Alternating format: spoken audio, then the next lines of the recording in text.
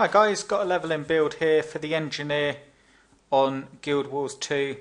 It's been a while since I've done some builds for Guild Wars 2, so I thought I'd do one. And I'll load all the skills and traits on so you can see, and then I'll give you some information about the utilities we're picking and so on, and the weapons and why we're picking them. Okay, so starting off with the weapons, what you're going to do with the engineer is go pistol, and then in your offhand you're going to have a pistol as well, and your aquatic weapon will be a harpoon gun. Okay, basically you'll use either dual pistols or you can use a rifle, and you'll spend a lot of your time working with the grenade and bomb kit skill set while you're leveling up. I'll load on the skills, as I say, like the healing and utilities and so on. You've got your heal skills here. What we want to do is pick healing turret. Here we're going to put grenade kit. On number 8 you're going to have Elixir B. On number 9 you're going to have rifle turret, and your elite skill we're going to pick is Elixir X, and I'll give you some information about that. Basically you've got healing turret, that's your most reliable healing ability, and it also gives you a nice benefit if you're in like a group or event.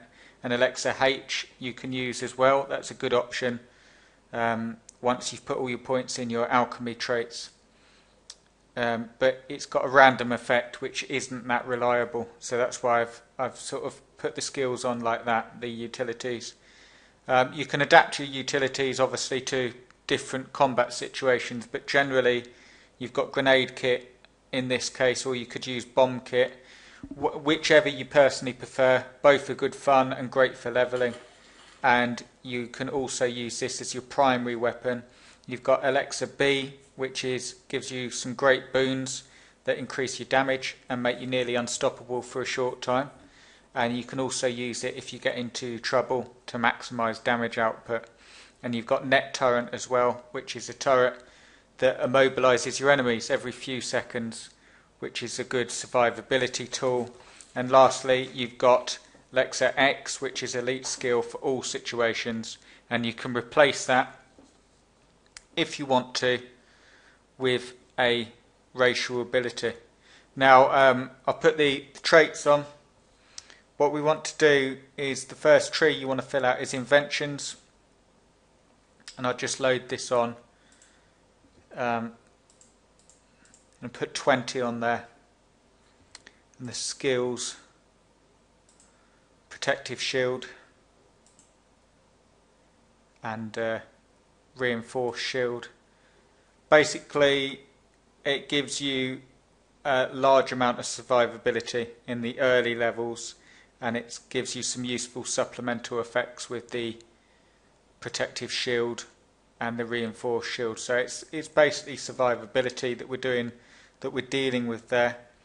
The next tree that we want to fill out is explosives. Put 25 points on there. Basically what we're going to do here is increase power and condition duration and improve your bomb and grenade skills because of the traits that we've picked. Sorry, the utilities that we've picked. You're going to get forceful explosives, and here we want to go for short fuse. Now next up you want to do firearms. I'm going to put 15 on there, and we're just going to get precise sights. What we're doing here is it increases your critical chance and damage, and it also gives you a chance to cause vulnerability on critical hits as well which will increase your damage. And then from there, moving down a bit, we're not going to bother with tools for this build. We're just going to put 10 on alchemy, and we're going to stick fast acting elixirs on that. Basically, it will make vitality and boon durations last longer, and it's worth it because of the 5-point skill alone is worth putting points on there for. So there you have it. Obviously, once you've done all that, you'll be right up at level 80.